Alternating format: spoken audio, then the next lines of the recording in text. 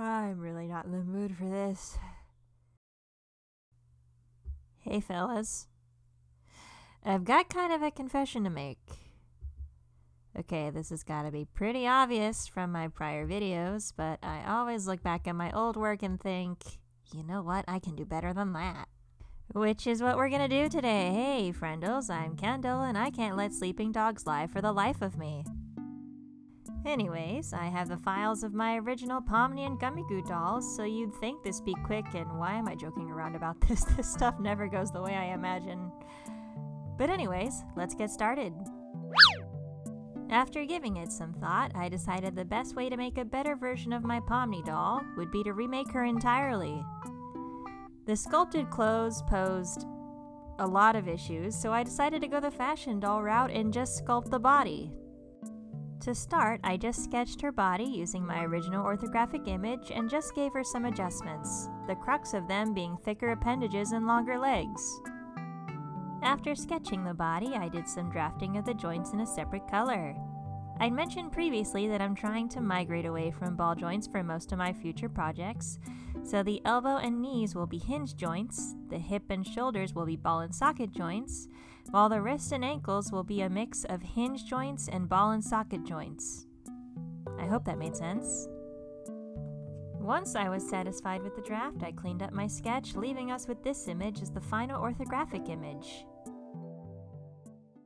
Moving on to Gummigoo's reference image, and I don't have any footage of it because I didn't realize the screen recorder wasn't recording until after I was finished drawing. But this is the result. The main thing that changed was the joint for the appendages, which will allow for more flexibility. But saying that out loud and looking at my reference image is making me realize that the arms and legs won't be able to move independently of each other on the z-axis. But we're gonna come back to this.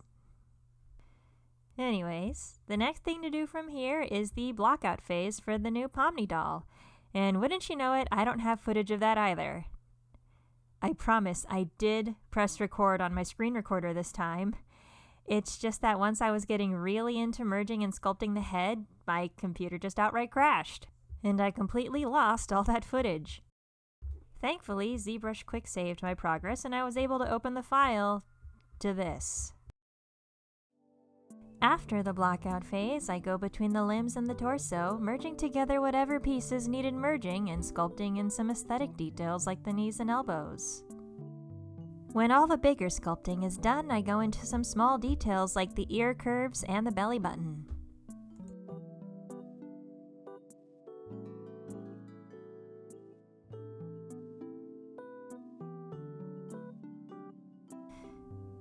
I debated this in my head pretty much the entire time I was sculpting her, but in this footage I was trying to sculpt around some oval bullions to make some sharp, fine lash lines, and I was also going back and forth between a prominent eyelid crease and a soft eyelid crease. But we'll get back to the eye situation later.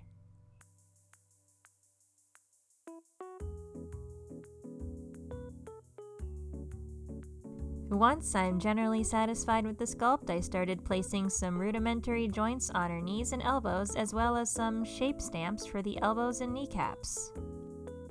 For this part of the jointing process, I'm simply going to divide the limbs into two pieces while leaving a hole for the hinge joint. I make sure the hinge is inflated by 5 units while a shape that encompasses one side of the limb has a round bottom. A round end that meets the hinge allows for the limb to properly bend like a knee and elbow would bend. To make the shoulder joint, I make a duplicate of the shoulder ball that was once the shoulder, and then I shrink it down. I then add a square that's slightly thinner than the shoulder ball to make a slit in the shoulder. The idea is that I can pop the ball into the slit socket, allowing for a wide range of motion. The wrist is a similar idea, but it's not going to be the exact same result. For the wrist, the peg ball pops into a similar shaped hole in the lower arm. The peg will connect to a round hinge with a singular wire hole that'll connect to the hand. To make the wrist easier to install, I make a slit going down the joint, giving it some more flexibility. I initially wrote in my script that I'd be printing these joints in filament, but I printed some in resin, so I guess we're gonna see how that works out. Speaking of hands, I had the hands blocked out in a pose I liked, so I decided to just go and flesh out the palm and the finger details, and then I just merged the pieces together. Because I'm not sure how feasible skin-tight doll gloves is going to be, I decided to make another variation of the hands with the glove's wrist accent. After that, I bullion a hole in the wrist and merge the hands with the wrist hinge piece. Revisiting the elbow hinge, I made sure the hinge was back to its original size with 2 wire holes bullioned into the center. I make sure to merge the elbow cap and the hinge joint, and now we have... What do you think I'm doing? I make sure to merge the elbow cap and the hinge joint, and now we have the hinge joint. After doing that to the arms, I do it all over again for the legs, and I'll be elaborating on specifics for the shoulders and hips inner workings very soon. I've mentioned in previous videos that feet are not my strong suit. My problem is that I tend to overthink their appearance while I sculpt them, so this time around I kept reminding myself that I know what feet look like and I just need to keep it simple. And what did you know? That worked. The only thing I want to make absolutely sure of is that Pomni can stand on her own, so I flattened her feet without hollowing them out, hoping, the key word is hoping, that these little feet can keep her upright.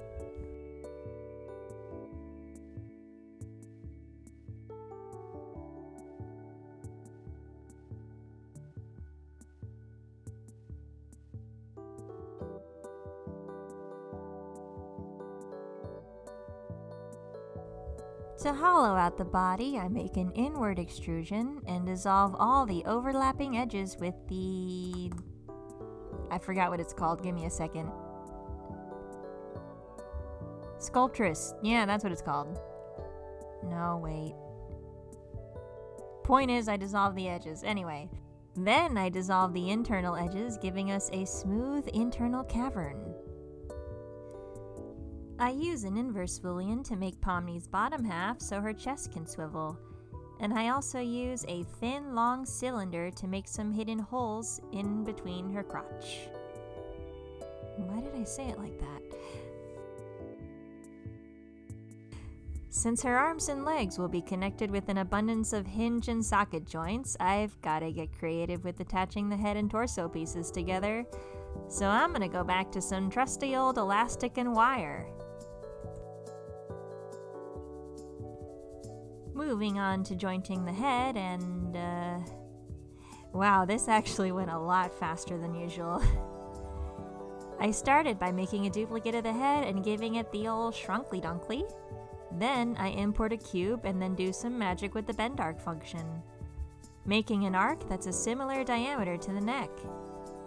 I then level the arc straight at the top to not leave a massive swoop on Pomni's head.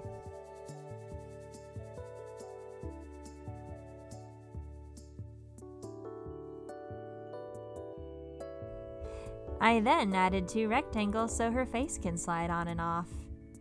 After doing the necessary bullion operations, you can rest assured that I'll be making faceplates this way for the rest of my life.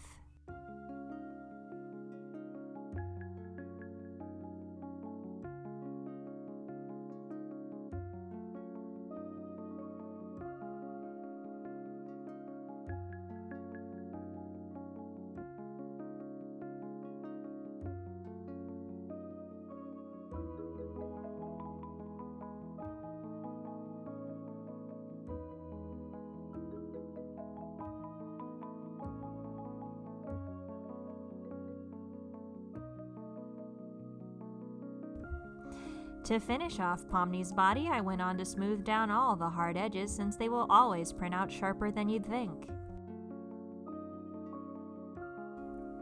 Going back to Pomni's eyes, and yeah, the inside eyes ain't doing it for me. So I Boolean union the pupil shapes into her head and decided to call it a day. With a more neutral faceplate, I can just paint on whatever expression I want.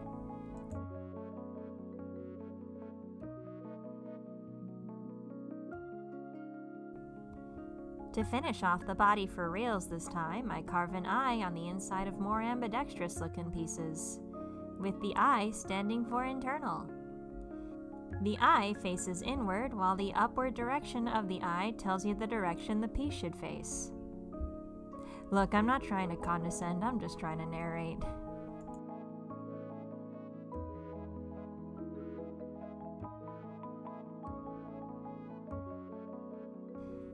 Making Gummigoo V2 is a lot faster and easier than Pomni, since the simplicity of the original model didn't need many adjustments, thankfully.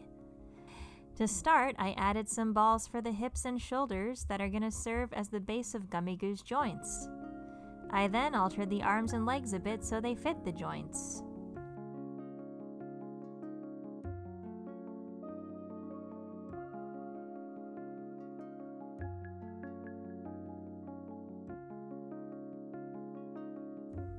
To make the joints themselves, I masked the middle of the ball, separated the mask, and then I capped the mask to make a single pinned hinge joint.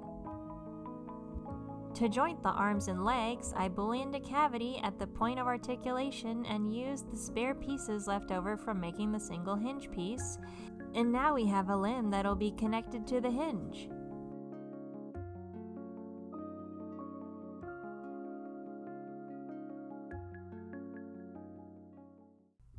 You see this? This is the joint I should have made, but this doesn't stay like this for long. To connect the single hinge joints, I put a bar straight across through both joints, and I couldn't tell you why I thought this was a good idea.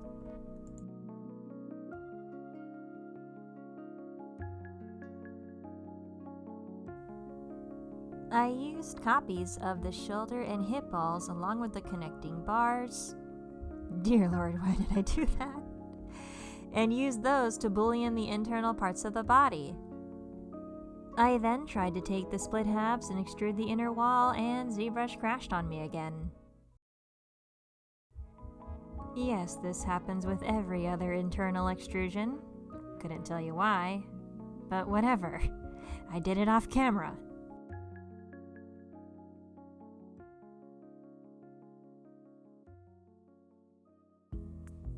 Revisiting the hat, I used its post to boolean a hole in the head again, and then I connected to the hat while adding a ball. Using a thin rectangle, I boolean a slit into the hat's post, and hopefully the hat can be bobbed in and out.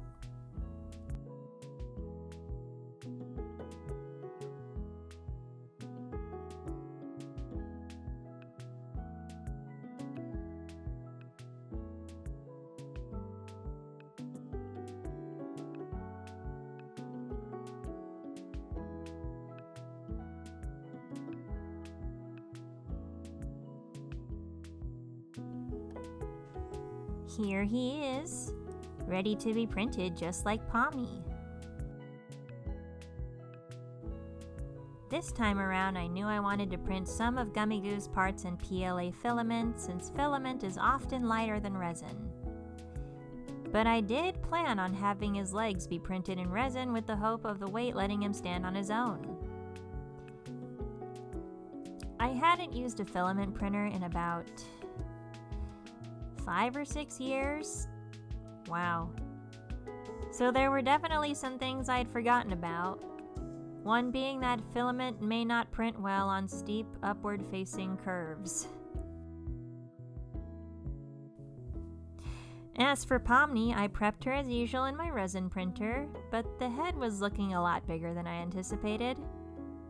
This kind of thing happens every now and then. Something about how the models look in different viewports versus real life.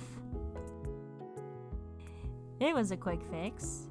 I shrunkle-dunkled the head in ZBrush while adjusting the neck hole, and that looks a lot more proportional. Now it's time for printing. I was very low on white resin, so I printed parts I can't paint over in white while printing most of her other parts in beige mixed with the last of my white. As of typing this script, I'll be printing some of the ball and socket joints with clear filament. Speaking of filament, let's check on Gummigoo.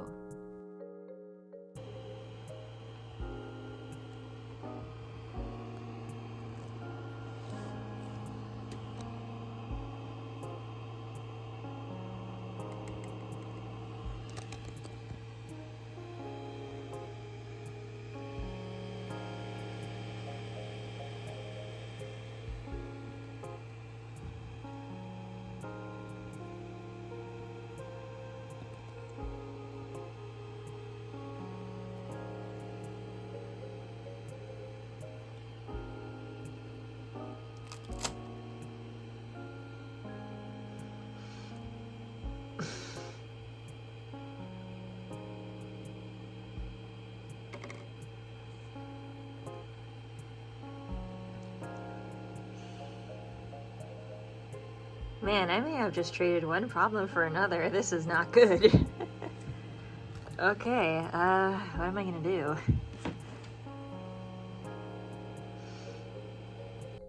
Welp, that ain't very cash money now, is it? The print has some unsightly holes and just doesn't look good. Especially not that tail.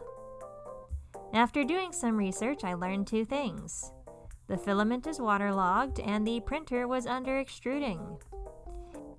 One obvious problem is that the average 3D printing hobbyist isn't going to have a filament dehydrator, and God knows I'm not about to stick a roll of plastic in the oven.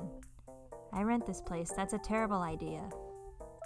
I actually found a video that tells you how to dehydrate your filament with your printer, which I'll link in the description.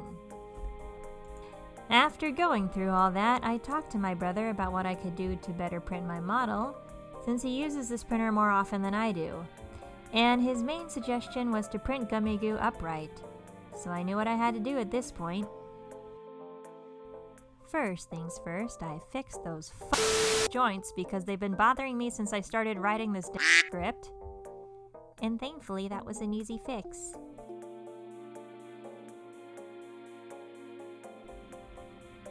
To hollow out the body, I just shrunkled a copy of the body and disintegrated it. This will be my boolean. Using a rectangle, I divided Gummigoo into 3 pieces this time. The upright form will hopefully help it print smoother.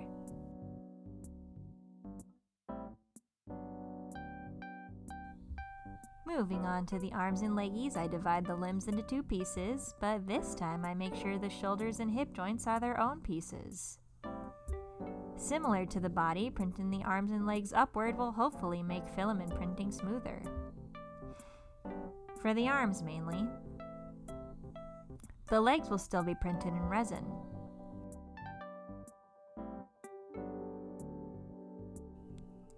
To ensure the limbs stick together properly, I made a ring and morphed it around the general shape of the rim. I attached it to the top piece while using a copy to boolean a gap in the lower part of the limb. The only thing I did different for the hat was split it in half so I can print 2 pieces on their side. Then they'll be connected together.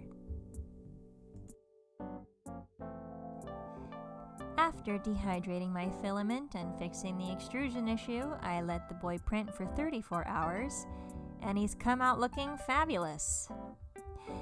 As of writing this script, all of these pieces have been printed, and the next video will focus on assembly and cosmetics. Stay tuned for part 2, whenever that is.